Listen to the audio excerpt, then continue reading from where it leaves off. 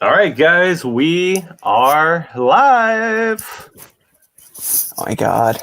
Yeah, we're back. We're back again. We're back. Tag team. Back again. Sorry. I tried to tell them to stop after the first one, but they just keep wanting to do this. Keep dragging them along. All right, guys. So we have Mr. Ed from Ed's Retro Geek Out. Howdy. And we have Mr. Grecofabulous from Grecofabulous. We're not even going to attempt my actual name, but that's totally fine. Hi, everybody. It's me. So I think we're going to, going to talk about what we've all been up to during this crazy time. So Ed, why don't you start us off? My week was it was interesting. I did upload 2 videos. I think I uploaded my room tour finally, so did that. That was amazing. Kind of branded it as a behind the collector. So other than that, I already prepped a video for tomorrow going live, and I will probably do a live stream as well with the guys Renzo and Matthias on Wednesday, doing like a behind the collector live stream for questions about the room tours. So yeah, that's what I got going on. That's awesome. Very cool. You had me at Renzo. Yeah, I know. Dinosaur. Yeah, dinosaurs. Greg, what have you been up to? I saw you uploaded a video today. I did. A very rare occasion. There is a new upload on my channel today. It is trending to be one of my worst vetted videos of all time. So I'm getting mixed signals. So all you people that comment that are like, "Oh, you should upload more frequently," you got to give me something in order to get something, okay? But yeah, no, I put up a video. It was my first haul, if you want to call it that, in the post-COVID world. So it's not a live hunting situation because I am being responsible, but something still that I'm pretty excited to kind of start. It's not something that's been fully featured on my channel that much, but it's definitely been featured in my life. So I'm excited to share that with everybody and show you the start of that journey. Awesome. Very cool. Very cool. Well, myself, I uploaded my first toy hunt being quarantined. I did a online hunt from Dallas Vintage Toys, trying to show everybody like, hey, you can still toy hunt to some, capacity. So hopefully that goes well. What's up, buddy? You want to say hi to everybody? Hi. Hi. You can see a hand. That online toy hunt, man. It was freaking awesome. Thanks, dude. Those probably supporting the locals and stuff. All the locals. We should do a staged one where we're like competing for the same items. See, so we can kind of recreate somebody the hunting part of it. Somebody actually commented that they're like, hey, y'all should kind of give everybody like a challenge, like within, the video or whatever. We could totally do that too. That'll be fun. Just get super creative with it. That or like go on eBay and just like outbid each other. That would be terrible and bad news. Yes. All right.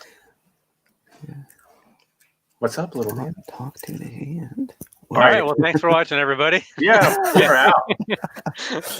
So anyways, like I did the thing that was like big last Sunday, I believe. I watched together with Kevin Eastman live on Facebook the TMNT 1 movie, which for Europeans was like, oh, this thing is starting at like midnight. So do I stay up all night and watch this with him? And that was actually really cool. I totally loved it. He was giving commentary all the way. Sometimes the feed would like disconnect with the Wi-Fi, but and then you would have to like, because you're watching the movie on a separate screen, trying to sync it up with him. Gotcha. So, and sometimes he would pause the movie. He also got like pizza in, so it was totally like an amazing experience for me to kind of like hang out with him. Watching it with the creator. Yeah, I don't know. That's awesome. Love that movie, by the way. Yeah, is that your favorite TMNT movie? Yeah, it's probably the best. Yeah, totally. Yeah. Agreed. Totally. Agreed. Yeah, not a very controversial statement there. All right, let's look at some of these comments. Let's see, Richie, what's going on? nostalgic. My favorite trio back again. That's right. Nazareth. How many options do you have for trios? Right. I just want to know how we actually rank. I'll take it. I'll Yeah. take it. I'll take the compliment. But That's awesome. Daniel Boswell, he is in. He has some questions for later. We'll get to those.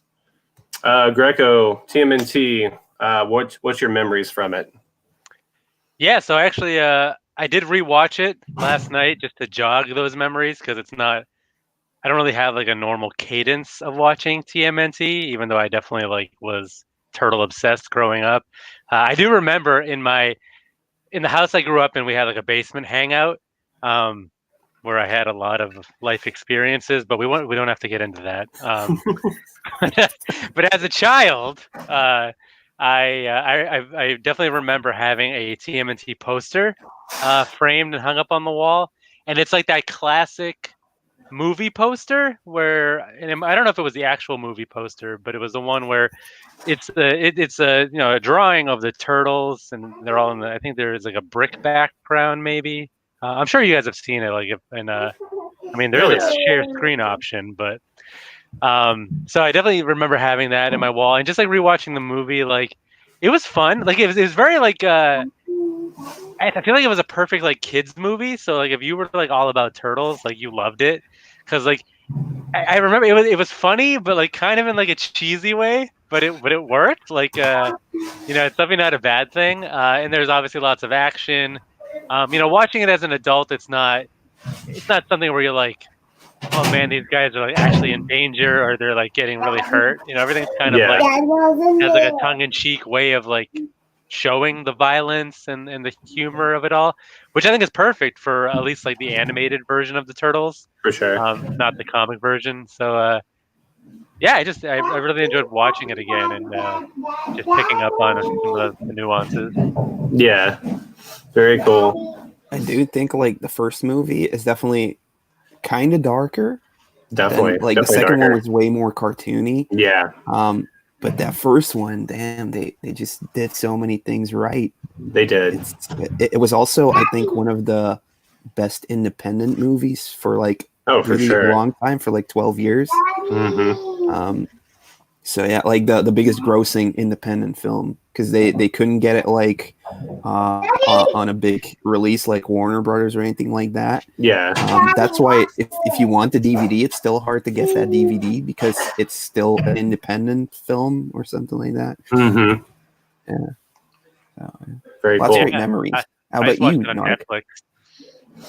Well, I want to know. Let's see. Tarf says, who will get Grect first, Narc or Ed? Who's going to get Grect first? I don't know. Let's check the Grec board. What's the running tally? I think my kid's going to Grec me because he's standing inside of a new DTOF right now. I was going to say, it looks like you were enclosed. Like, yeah.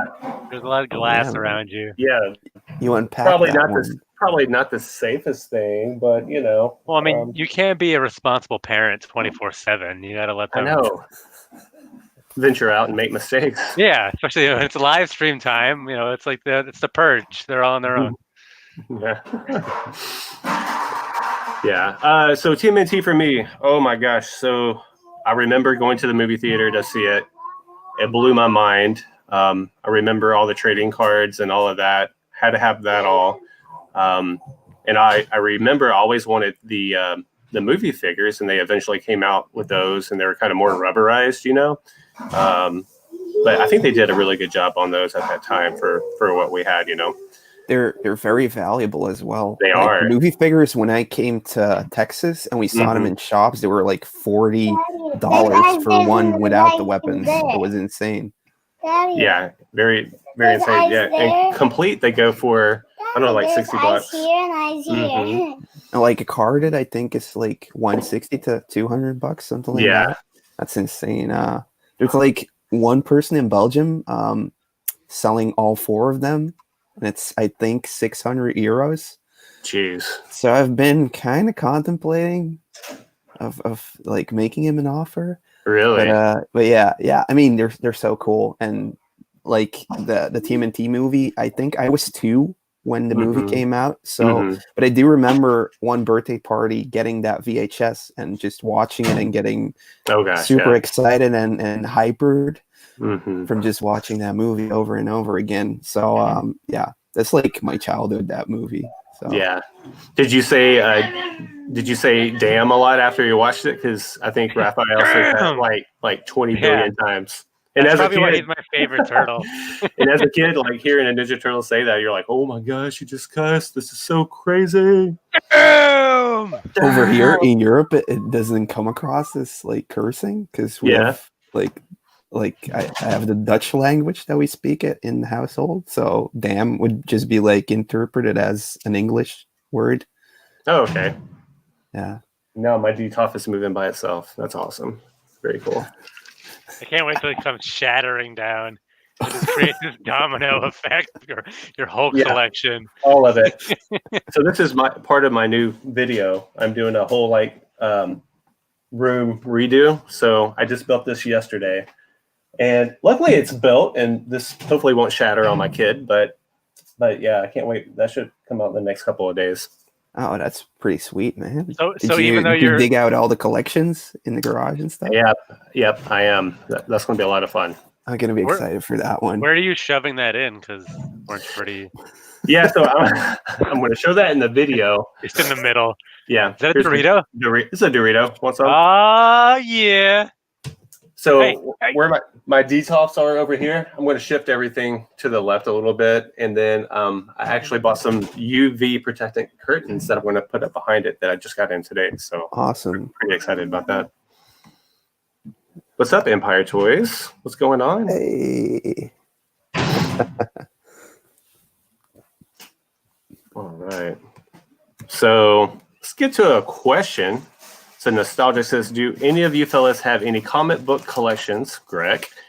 If so, how big is your collection? I personally have a short box worth left of my limits. Greco, let's start with you, man. I do have a collection. It is in my storage unit right now, which is located at... No, you want to rob me. So it obviously means a lot to me because it's in storage right now. I don't know, like number wise, how many comics I have, but I definitely have I want to say at least like 3 full long boxes, and then maybe like 8 short boxes full of comics. So a decent amount. Obviously, those of you that are more in tune with the comic collecting could probably have an estimate based on that. But so a good majority of it was actually gifted to me from a friend who I think he's in like Korea somewhere, like teaching English as a second language. And it's a lot of like Deadpool comics. Okay. So, and we're talking like there is a New Mutants '98 in there, so we got a first appearance of Deadpool. No way. A lot of the runs. Yeah. I don't do this a lot, but I actually went and submitted that to be graded. Okay. I did make a video of it a while ago, and it came back at like a 9.6, so that's pretty cool. Awesome. Yeah, very cool. Pretty nice. Eh? So that's a majority of that, and then the rest of it is really just like a smorgasbord of my collecting throughout my lifetime, like a bunch of books that I got when I was a kid, which were leaned more towards like the comedy side of things, like Milk and Cheese and Reed Fleming, World's Toughest Milkman, like those kind of like independent, kind of like funny books. Yeah, which is what I was grabbing back in the day. And then I would be gifted some comics from my uncle, who's like a big time comic collector.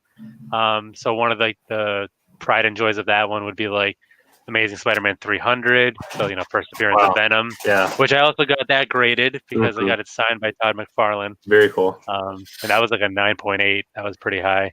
Yeah. Incredible.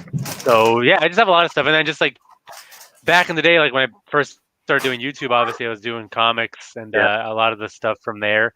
But I'm actually now, like if I get to it, I want to make more room in my storage unit for some of the stuff I care about nowadays. So I probably will look to lighten my load a little bit there. But I don't really know the right approach because again, I'm not a comic book expert, so I can't be like, obviously I want to maximize the value of them, but I can't be like, oh, this is graded, whatever, just based on my opinion, because that doesn't really matter. So we'll see what becomes of that. But I do have one. Awesome. Ed, what about you, dude? Well, first, I just want to say, go check out Nostalgic's channel. He has amazing flea market content all the time. I don't think now he's probably quarantined. I was gonna say, have you watched the channel in a while? Yeah, you can like rewatch all of his stuff. Anyways, my comic book collection. I don't know how many comics fit in a long box actually. That I don't know. I have no idea. Do you know? This many. Well, I do. Technically, they're not comic books, but I do own like over 300 Mad magazines, all American ones. So I collect all those. I have some from the early 70s up to now. And then like the whole comic book collecting game in Europe is completely different. There's a lot of really popular comic books created within France, within Belgium, within Holland and stuff like that are pretty big, but I was always just going for like junior press comics, which are basically the Dutch re-releases of the original Marvel or DC comics. Okay. So I would actually buy Batman, I would buy SpiderMan, X-Men a lot. The TMNT Archie comics were re-released under junior press as well. So I do own a lot of those, but I would say like my comic book collection in total, apart from Mad Magazine, is probably not over 200 books. Gotcha. And I do have some English ones, but I don't think I have anything that's really worth anything over here. Yeah. But I do like them. I used to read a lot of the Spider-Man ones and TMNT Junior Press. Yeah. Nice. Yeah. For myself, I have probably 4 or 5 like short boxes. That is a bowling pin, guys. But I have, as like you said, I have a lot of Mad magazines. I have, let's see, I have a lot of old Ninja Turtles. It's mine. It's yours. A lot of Ghostbusters. I have, let's see, what else? I got some Captain N. What else I got? Oh no, like just old vintage stuff. The stuff that we're into. Like I picked up along the way. So a lot of that. Yeah, like, is there anything you want to get even more into comic-wise? Probably Ninja Turtles. Probably, stuff from back in the day, in the 80s. Because in one of the videos you did together with Greco, when we did, like, over in an antique store, you bought some there, I believe. I did. Well, those are the Ninja Turtle storybooks. Like, the old, like... Oh, okay. Yeah. So I got some of those. Yeah, let's see. Tarif. I could never find TMNT on VHS back in the day. I did see it in the cinema. First time I saw it again was when they aired it on TV around 1999. Wow. Wow. Okay. Well, TMNT 3 is like the movie that gets confused with is it Turtles in Time or not? Yeah, pretty much. And it's deemed as like the worst in the trilogy because of the Jim Henson Company not being on board anymore with doing the animatronics for the heads, because I mean there's actual people in there performing all the stunts and stuff. So yeah, I don't know. I really like that story. I like the toys that came with it. I like the time traveling aspect of it. That was cool. And I think as a kid I didn't see that it was worse, that like Splinter you can only see from like he's just like a head basically in that movie. I liked it a lot, but no, I don't actually have like a VHS tape of TMNT 3. Never saw it back in the day either, but I know it exists, right? Is it because the foot stole it from you? I know. One thing I noticed when I was rewatching the movie, I was like, man, look at all those CRTVs that they're stealing. They must be really into retro gaming. Right. There's actually there's a Narc arcade in the movie. In like the scene of the Foot Clan underworld. Where Sam Rockwell, he's Yeah. I didn't know he was in there, and I was like, "Is that Sam Rockwell?" Yeah, he is. I call him Sammy Rockwell. Sammy. Yeah. Wonder what That's Sammy's Sam. up to. That was But, actually in my note in my. I should have done a Twitter live feed as I was watching it. Yeah, I wrote that down. I wrote Foot Clan loves Burger King. So, Really? yeah, that little like teenage recruitment hideout. They were all eating Burger King. Okay. So I'm kind of Is that one of the surprised big that sponsors? yeah, I'm kind of surprised that Burger King was on board with like, yeah, we're gonna, it'd be like Yeah. sponsoring I like thought it'd be Pizza Al Hut, Qaeda or something. Yeah. All right. Oh, TXBG Collector 82. Here's a question. He says, "What are your biggest regrets during toy hunting?" Greco, let's start with you. Biggest regrets. I definitely have a few. And a lot of them go. I think my biggest regrets always comes down to like not pulling the trigger on something. Like I know some people have like buyer's remorse, but I guess I have like non-buyer's remorse in a way. it's the same thing. I'm trying to trademark my own phrases here. Everything is a money-making opportunity.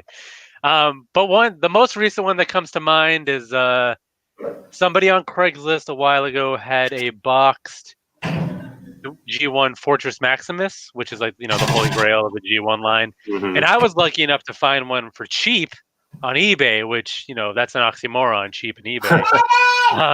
But I did, and I made that happen. And then another guy in my area had one where the box was in better shape. It wasn't complete, but it had the inner styrofoam. Yeah. And so, I started off interacting with him and being like the good guy, being like, just giving him information because he didn't really know what he had or what the value was. So I was just trying to communicate, and I had an offer out there, and I was always like, if you don't get what you're looking for, come back and find me. And he actually did. And for some reason, like at that point, I kind of soured on the deal a little bit Mhm. because like I was kind of riding high, and I think like the available funding for toys was kind of low, and it was one of those things where if it wasn't a situation where I was absolutely going to break even by selling the extras, then I didn't want to take a chance. So I let it go, and it wasn't bad. It was like it would have cost me $300, but in hindsight, like I could have got a decent amount back by selling the extras. And what's killing me now that I'm trying to display more box stuff is not having that inner styrofoam, because I could put because now I have this like a tattered box and 4 Max, whereas if I could put him in the styrofoam and put the box on display, it would have been perfect. But I don't have that now, and I'm finding it to be pretty rare. Was it you that found like this company making plastic inserts for the Transformer boxes? Yeah, so since I've been lucky enough to find more boxed options, a lot of them don't come with the original bubble inserts. Yeah. So and I want to be able to display them and not just have them again because it looks cool and also because it condenses space. So I found a couple options on eBay of companies that make some repro bubble inserts for Transformers. So it's just something that I'm exploring for the first time. Now it's working pretty well. You have to kind of like cut things to fit, and it's not always. I made like a pretty big order to start, and the guy that I bought it from, there was some issues with like communications and shipping, and when he sent me a big pile of like plastic and cardboard, and none of it's really like labeled, so Okay.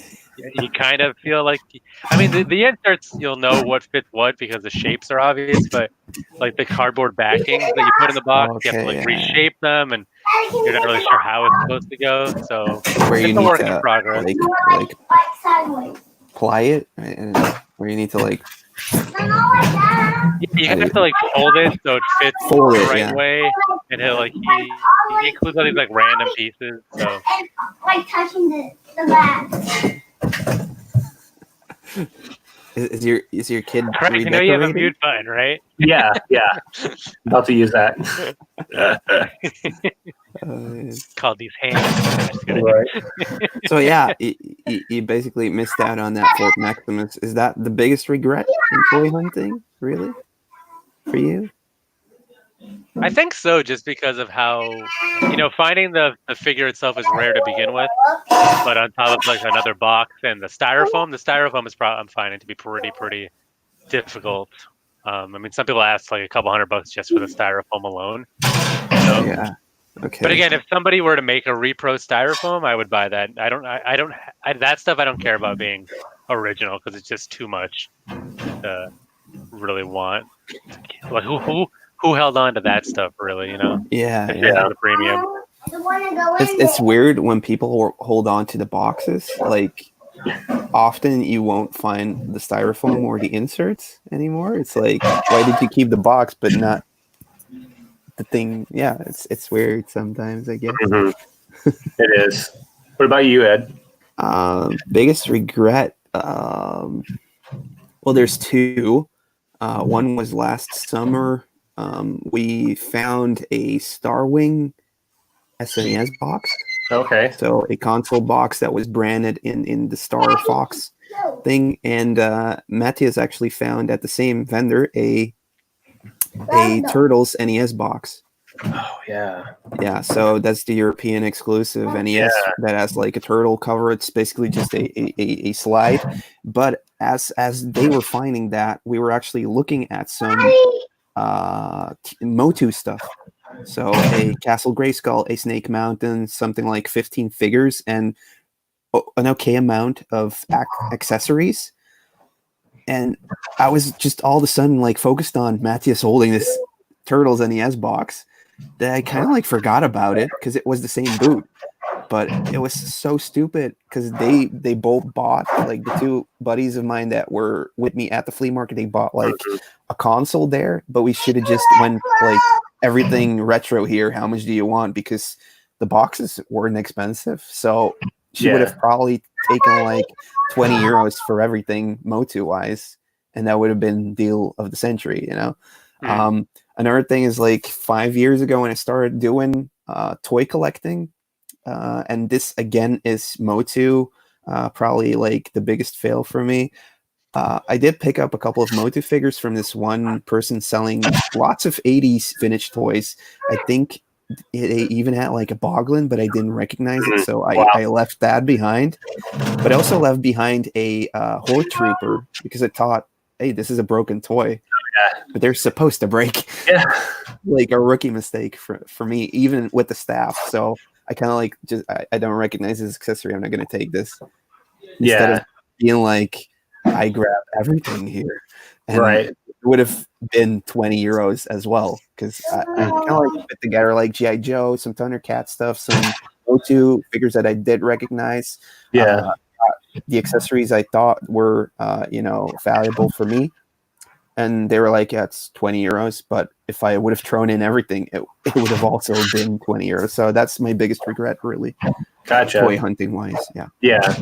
I mean, for me, it's kind of like learning as I go. I would see something, I would never ask like the price of it or whatever. So I would end up finding, when my friends got, such and such for super cheap. So for me, it's just really not asking prices and stuff and just assuming that the price is just stupid, So for me, that was it. But that was really early on.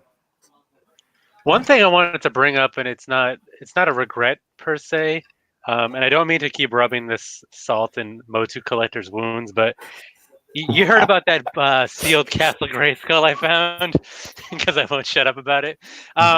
So obviously that was a reselling opportunity for me and my toy partner. It's getting serious, and anyways, in what we did, on one hand, it was one of those things where you didn't really have that many examples of it, obviously, because it's pretty rare. So they're like price ranges were all over the place. Yeah. Literally, like if you looked on eBay, it went anywhere from like I think like 800 to supposedly like 1800. And I know what we did is we brought it to the toy show, and we ended up selling it to someone who also does reselling as like he collecting and reselling, but he does it as a full-time job. And we've had, we don't mind selling it to other resellers, as long as we get what we want. There's enough meat on the bone for them. Mm-hmm. And they they run a group called Game of Toys on Facebook where they do I've seen that. yeah. So what they did is they put it up and people basically bought like slots and they would do like a drawing. So it's kind of like it's like toy gambling, right? They're like, oh, we're gonna put up this great skull, like $10 a slot, and there's 100 slots or whatever. So that's what they did. So it's kind of like it's easier to get a bunch of people to buy slots than one person to drop like $2,000 or whatever. Right. So what we ended up selling it for, I think it broke down to like maybe like 700 or 800 when it was all said and done. But I'm wondering. And it's and I tried to do, like I said, I tried to do my research. I asked some of my Motu friends. One guy that I talked to thought it was only worth like $5, and I was like, oh, that seems kind of low. So I guess again, it's not a regret, but I'm wondering if we could have squeezed a little. I mean, we definitely could have squeezed more out of it, but you kind of weigh, shipping that thing would have been a bitch. Yeah. And it's all the risk that kind of goes along with that. Like I even thought about maybe getting it graded, but that obviously would have been a process and cost some money. Did that one have a hole in it, or was that something else? The box, or was it? I think there was a little bit of a ding to it, but nothing like wasn't that the punctured Ewok all the village? way or super hard. Wasn't that the Ewok village that had a hole in it? Around the I ain't got side. no Ewok village. Oh, that's the one that Cincy got from Retro. Yeah, that one did. That box is amazing, though, except for that. Yeah. I think like tying in with the question of what's your biggest regret. I guess not noticing that it's a deal that you're buying it, not asking the price. And Empire Toys 1138 actually asked, what was the one toy that got away sold before you could even get a chance to ask the price? That would be a nice follow-up question, I think. Yeah. Let me find it here. So yeah, I do have that quite often, like you said, Craig. Like, oh no, I'm not even gonna ask this. Like, how much is this gonna be? Ridiculous, and I'm just gonna get upset. But you never know, man. You never know. I think one of the last toy shows that Boston Mike and myself went to, he got like what was it, Mike? It's like a Mega Man. It was like Mega Man 1 for like $5. It was like stupid. It's like, what the heck? And that's like a $80 game or whatever. Yeah, you would never expect that. Yeah. The same for me. We were hunting. These are games, though. I guess I only have a gaming example, but I saw a Nightmare on Elm Street complete in box, and I just went over it. Like, yeah, that's going to be too much. Look a bit further. Renzo took it out, and it was like €30. Insane. It's like that's insane. Freaking hell. It's like so he got that one. Yeah, definitely. Like the cart loose is like $60 or at least €50 over in Europe. It's NTSC exclusive, I think. Yeah. So I didn't ask, or I didn't even bother to look. Just it's because you think but you don't. Yeah. You always ask. Yeah. Yeah, I was gonna say for no specific examples are coming to mind for me, but I definitely share that. I feel like it's been few and far between where I've actually bought something or more than one thing from a toy show, and because again, more often than not, people are asking retail prices, or you're not really getting great deals from toy shows. At least my recent experience. So I definitely can agree with that sentiment where. Sometimes just even asking prices is you feel like it's a losing battle. But once you should get over that hump though, because like these guys just attested to, you never know. I mean, even those that are selling things, they might be the one thing on the table where they're just like mispriced. Yeah, always ask. Lucky to buy that. You want to buy a pizza? Okay, buddy. It's like you give this advice to other people. You should always ask, but how often do I find myself just like not being bothered or not being like, I know it's frustrating when you get like a couple strikes where it's like, oh, that's too much, I'm not gonna ask. But usually when you keep asking, there's gonna be like this one thing that they that got slipped through the cracks and they didn't price right. Yep, for sure. And then also, I think you could try to use the situation to your advantage too. Like, for like if you go to like a multi-day event or or show, and you're there like the last day, and it's almost closing time. Like if you're in that situation, that's when you can start breaking them down a little bit and be like, hey, like this is your last chance to sell it to me. Would you take blah blah blah? So I think just kind of using your environment to your advantage goes a long way too, whenever possible, to kind of break down that initial barrier of kind of a high price. One thing that I will touch on, it wasn't a regret in that that I was like caught slipping or that somebody grabbed it from underneath me in the traditional sense. But the only situation where it didn't work out where it should have was I had like a Facebook Marketplace deal lined up with somebody. And it was a really good one. Like he had a lot of G1 Transformers, like the originals, like Megatron, Optimus. He had like a Panache Place Voltron. And I think I was going to get it all for like a couple $100. Like it was a really, really, really good deal. I remember this. Yeah, and the guy was like, pretty close to me, like within a half an hour drive. And it was one of those situations like I've had bad experiences on Facebook where, people are always like, they want to go for the sure thing and, it's first come, first serve. And I've always been out of place, unfortunately. But this one, like it totally lined up where I was the first one to talk to the guy. I was close. I was available. He was the one that was like, oh no, I'm not ready. I can't meet you till tomorrow. Yeah. And what ended up happening is that somebody kind of backdoored me and offered him more money. And he did the weaselly thing and took the money first. And then came back and was like, "Oh, sorry, I don't have it anymore."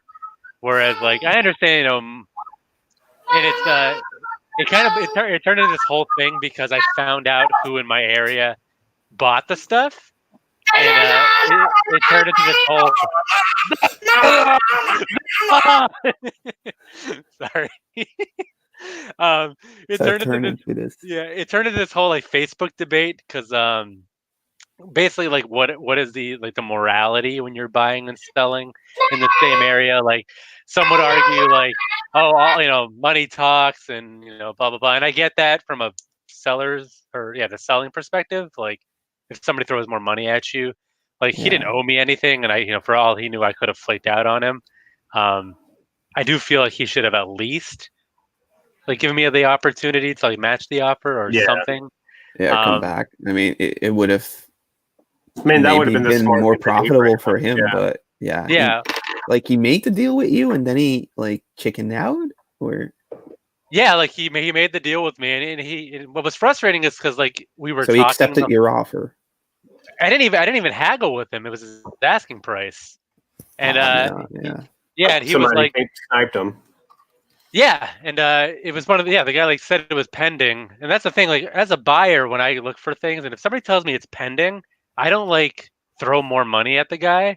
Like I have my own personal code of ethics, and I like if somebody says pending, all I say is like, hey, if it falls through, hit me back up. I'll be interested. And that so it kind of blew up into this whole debate because since we found out who the guy was that bought it, and now we have all these awkward encounters where I see him at the flea market and I just, ignore his table. And you're still like, I remember that one time you overbid me on that one thing. You son of a bitch. I should just flip your table. So we got another question in. Sorry. Nerd Cave Nerds. Who else is going nuts not being able to go out and hunt right now? I need some toys. Damn. Yeah. Laugh out loud. Damn it. Winky. Damn it. Yeah. I don't know. Are you going nuts, Craig? I mean, it sucks just like everything else, but I mean, I'm maintaining. I'm figuring out ways to improve my current toy room situation and appreciating what I have. So, I mean, in that respect, that's pretty sweet. So it's not too bad. Yeah. For me, it's like I don't want to go nuts on the online hunting. So I mean, like you can still find toys and buy them, I guess, but like totally going nuts. Like it was weekend again, and I didn't get to go to a flea market or to a show or anything like that. It's so much fun just, going out and looking at stuff, not even buying it, but just experiencing, getting to look at things that are for sale. And it's kind of creepy the way I'm seeing it, like kind of like, Yeah. Are you all right? So yeah, I miss it because the flea market and the garage sale season was just starting now, and it's completely dead until they're gonna lift the lockdown, and like we don't know when this is gonna end. So it's very it's a very uncertain time. But I did get to like really remodel my game room and my toy room, so like you're doing right now. So I guess, I mean, retro collecting isn't just buying it, it's experiencing it and displaying it, and making your the way you collect or what you have a relaxing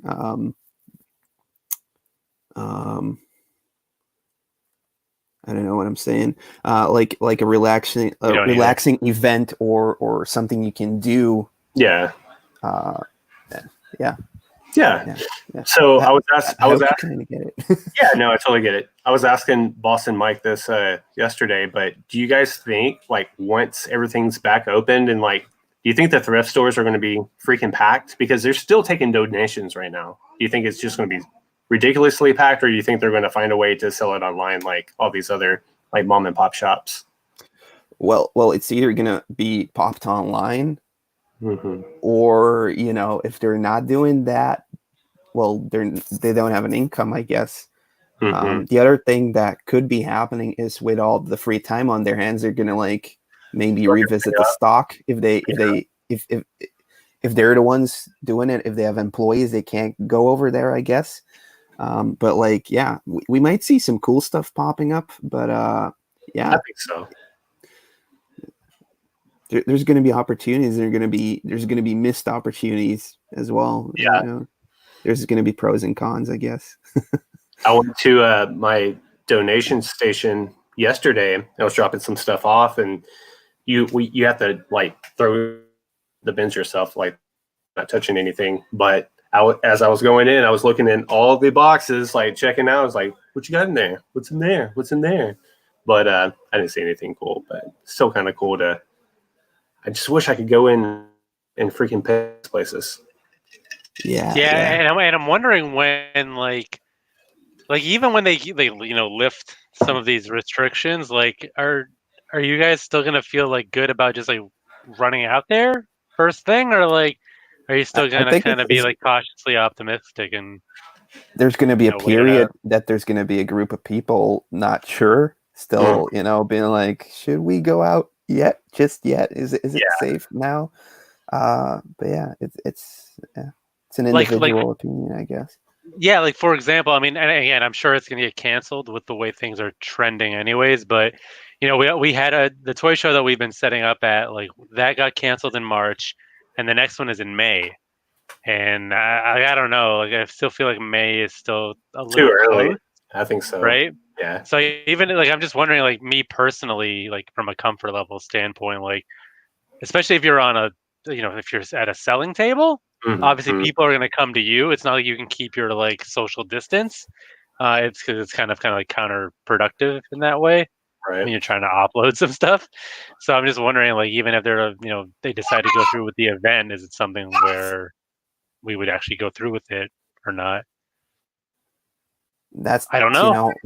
Is there going to be a period that like stuff will need to be happening publicly again, but with new rules, or are we just going to go back to the way it was? It's going to be so weird.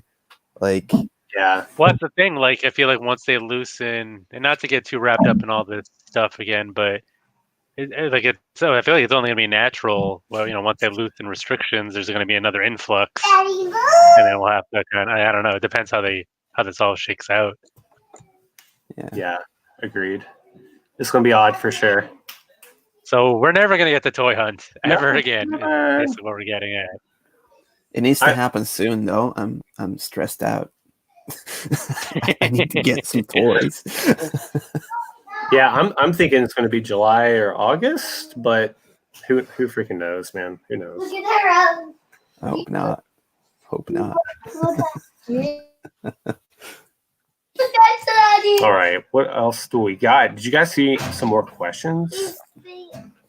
Oh, Yeah. let's see what else. Uber Hulk in the There was house. Yeah, Yeah, I was gonna say he requested that you sing the Boston Mike theme song. he did. Oh, yeah. You should probably do that. Uber Hulk, are you still on? Mike, are you still on? Oh, man. I can totally do it too. You on a Friday night. Guys, check out Boston Mike's channel. He's starting to upload quite a bit, and he has some pretty good stuff. And Mike is trapped in the DTOF again. How does he get I feel trapped like- in that thing? It reminded me of like Ace Ventura when he does like the soundproof laugh. Right. Yeah. Except it doesn't work at all in your case. Oh, so he drew this. I don't know who this is supposed to be. I It's Daddy. Ooh, guess that's Oh me. yeah, there's Daddy's crown. That's me. Oh, so Uber Hulk's in the house okay. and Boston Mike. I am Ed. I am. Come find me. Come find me. Bring it. You're not from Wisconsin. There's a couple questions in there. We got Viper. We got in all of your toy figure collection, do you still have ones that were from your original set when you were a kid? Oh yeah, we had that Something one. like that. Yeah. Didn't we have that one last week? We did. No, I don't. I have laser tag stuff and video games from when I was a kid, but toys, I don't think anything really survived. Ed, what was yours again? Stuff I still had as a kid. I kept like all my turtles. Oh, that's so right. I like my Sear Place set. I still have all my turtles, my party van, everything except for the boxes, really. So Yeah. So Cool. I have nothing right now, but my dad found something. He lives in Memphis, so I'm going to go there and I'm going to do a whole video. So I'm not going to spoil it. So that'll be fun. Okay. So Viper also asks, are any of you guys interested in considering getting the Super 7 TMNT Ultimates? Faux show. Yeah? Yes. Yeah. Have you seen them? I don't think so. What's so special man. about them? Well, I guess they're Gonna have to Google 7 inches, but 7 yeah, inches. Super 7, they recently did the Motu Classics. They're doing the Thundercat Classics. Now they're doing the Turtles, but basically they're doing it's all in vintage, the vintage format or whatever, Okay. with all their accessories, even the little accessory tree, and they look amazing. And all the little details from the vintage line that you wish you could see like pop out, like they totally make it relevant. Oh yeah, So, yeah. Like they have Mutagen Man in that one too. yeah. I'm getting that one. So yeah, I am. it looks I don't know if amazing. I'm gonna get like the other ones because they're like 60 euros over here. I don't know how expensive they are over years, but They're like 50-ish. Yeah, about the same. Yeah. I really want to get Mutagen Man. So yeah, Mhm. it's a yay for me. Yeah. Let's see. MMA Panda. I love that name. I should be getting Snake Eyes pretty soon. I saw Cincy Nerd already got his. Yes, he did.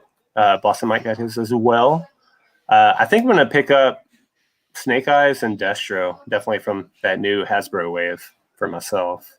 You guys are going to do any of the Joes or no? Not really. Yeah. No, not really. I I was thinking of getting like the.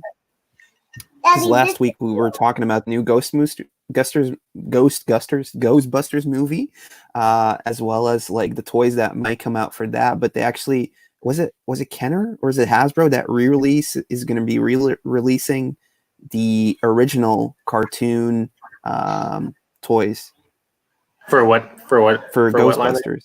Oh, it's Hasbro. Yeah, Hasbro got the license. Yeah. So, but it was a Kenner toy line. So, yeah.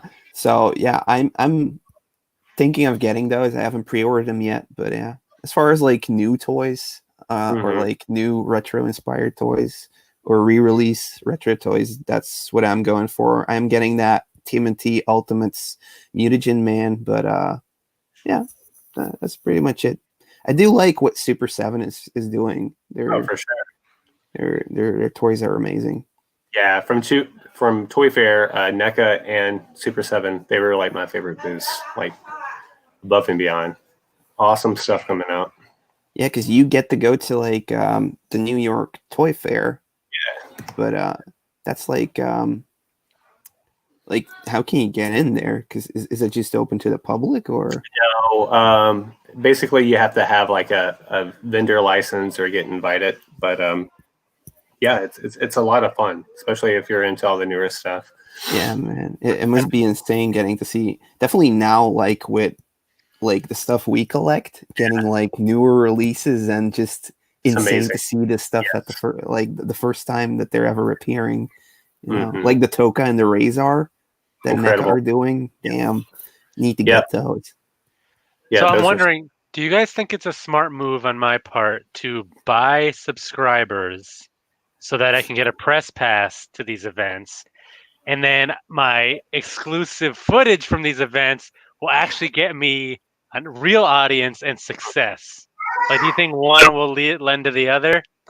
Well, let me ask you this. I don't think you have to do that because don't you have a business license? I pay taxes. Well, I mean, like for your toy thing, don't you have a thing for that? We have a website. Okay, so that's it. So you have a website and you have a tax ID, right? No. No. Okay. Well, never mind. Sorry. No. Buy subs. Do that. Great. Thanks. Scrap the live stream. We're getting too personal. Yeah. We're just two guys selling at a table. Okay. We had a 50 foot. That's crazy. We have a 5 foot, 8 foot table. It's just the way you sell it. If you can sell it as if you're like the bee's knees, then people will go for it, you know? That's what I'm saying. I just got to get all these bots to give me the illusion. You know, it's like when you pay to have like a receptionist pick up your phone number if you're trying to be like a business, but you're just like a guy in front of, at home in his basement. That's what I need. Just like the facade. Yeah. It's like gambling on myself. Mm-hmm. Yeah, I could do it. I have the charisma. You could totally do it. I have the content too. I really don't know why I'm famous. Somebody ask that question. Why is Greco famous? Why am I not famous? Oh, you are famous, dude. What are you talking about? Not as much as I should be. Oh, you are. You're the Grec. Maybe I'm the one. Maybe this whole time I've been Grecking myself. I tried to put in the link. It won't do it. I don't think it's gonna pop on. Oh man. But yeah, I'll leave it in the comments when the video uploads of this. Yeah, for sure. Or just type in Boston Mike. Go to like settings, channel. There's a lot of Boston Mikes. There's a lot. Yeah, but like if you go to settings, channel, then it's like the guy that's sitting at the desk of The Office. Yeah, that's him. Yeah, that's him. Yeah. Yeah, he's at the office in Boston. Is your bad attitude, Greco? So, I don't think positively enough. I do. Yeah, I mean, I do yell at my subscribers a lot. It's your online persona, man. But that's what people should like about me. That's what I love about you. Thank you. And just hanging out with you, you're just like totally different, obviously, because that's your. Tell them that. Then everyone's gonna expect it when I see them. Like the nicest person. I mean, it should be obvious. But... Daddy, that's me. Oh, okay. How would you guys know? I barely hung out with you when I was there, anyways. I just ran away. You slept in the car all the time, so don't talk to me. I have a board in my face. He drew the entire family, I guess. Oh, yay! Yeah. I just drew you. Okay. And Bella and you. Do we have any more questions? We got time for one more question, right? Yeah, we got time for one more question, man. One more. Anything else, guys? I'm Oh, here's curious one. while you were, if there's one more I was gonna, question. yeah, there you go. How far have you Oh. driven, or what's the most effort you have put in for a toy pickup? Ooh, Rolf Greg. Orff. Who the heck is that? That's Rolf. Rolf. All right. Hold on. This isn't him because the person I'm thinking of isn't a real person. But Rolf was the main character in Phantasy Star 2 I thought he for was the a. Sega Genesis Mega Drive. I thought he was a So I Muppet. love it. Daddy, you can keep What? this forever. All right. So, Oh. how far have you Felt the same way? driven? I think Craig has some crazy stories about driving far. Yeah, I've driven over 6 hours to pick up a pretty big lot. It was all those Box Joes and Mask and Star Wars stuff I got. So 6 hours. So how does that come into play though? Like, there's nobody closer to them that was interested. Like, oh you know no, what I mean? Like, hit me up. ah, Daddy, you close Okay. the door. Put the box in front of it. What about Daddy, put a pillow over my head. Just kidding. I have kids. I love them. I love my kids. And other people's. I don't know. anybody else got anything for that? Wait, For the- the most effort I've put into a toy pickup. I'm sure I've driven further. But the one that comes to mind, and it wasn't really that much effort, was that the big Transformers one I did where I drove like 60 miles. It's really not that much effort for what I ended up getting. The big, box lot and all that other stuff. I made like 2 videos ago or 3 videos ago at this point. That one, I guess. Yeah. But- Okay. Wasn't really that much work. Like for me, it's like more of working to get to the actual room where they're keeping it. So it's staying in contact with people to see when are they finally going to sell. Like the stuff I get from my vintage guy. So maybe you've seen my vintage haul pickups. Those What's up, all Kiwi? come from just one person who has an attic full of banana boxes filled with retro toys. And every so often he picks up one, he sends me some photographs of what's in it. I just tell him put that aside, and once he's like, okay, you got like a banana box full, come and pick it up, and like a deal like that. So there was actually another guy who I had to persuade, like by email. This was years ago, like 6 years ago. He used to own a couple of gaming shops back in the day, and the only thing he had in his collection that he, at first it seemed like, hey, I want to sell.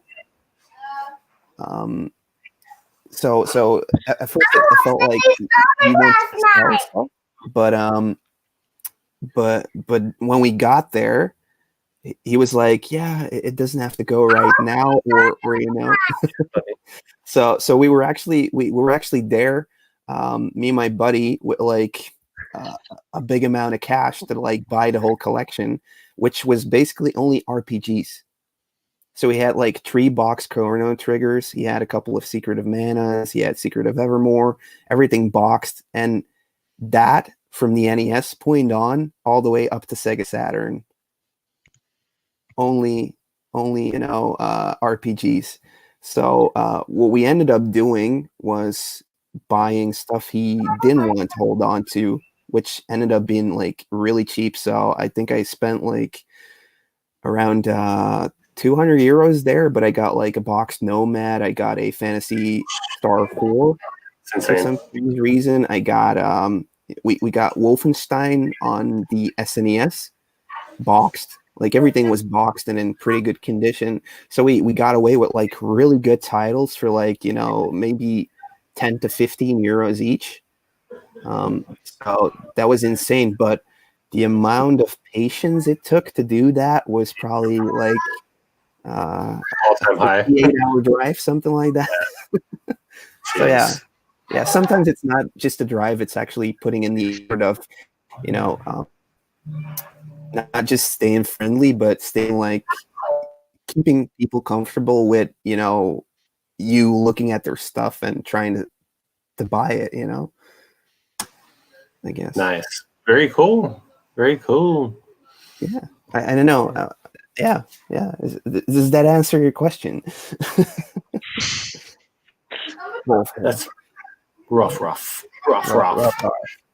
That's Renzo. Oh, you know Yeah. him? He just outed commented. himself. Yeah. He outed himself. Oh my god. I'm pretty sure I knew that from before. I think I. We have one more question, and then we can, I don't know if you guys want to do one more next week. Yeah, we can do one more. Yeah. I got nothing but time, buddy. I'll do it for you. Which one are we? Let's do. Here, this is for you, Ed. Oh, what was the hardest Game Boy game that you ever played? No, it was what you ever played. What you ever played? Okay. I'm gonna need to think. I played a lot, so I'm gonna need to think about that. So maybe you go first, Greg. Hardest Game Boy game I've ever played. What do I have up here? Probably some of the Mega Mans. They're, kind of hard for me in general on NES, but same on Game Boy. Yeah, Mega Man 2. Mega Man 2. Yeah, like the Mega Mans are kind of like slower, which it's Like the reaction speed, or what do you mean? Yeah, but as well as the game itself, they started getting okay from like the fourth or the. It's no problem with the bad English. No problem, man. I have to defend. I'm just kidding. It's awesome that we get these comments. This is why I don't have friends and subscribers. I was only joking. I'm not trying to make anybody feel bad. But I think that's why the fourth and the fifth Mega Man game on Game Boy are pretty expensive, because they are actually like up to speed and they play really well. For me, the hardest game I've played, I think, on Game Boy has got to be Looney Tunes. That has like a different way of gameplay in every level.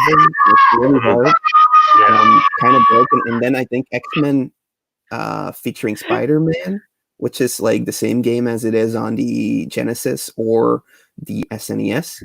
That first level makes you use Spider-Man to like go and find canisters.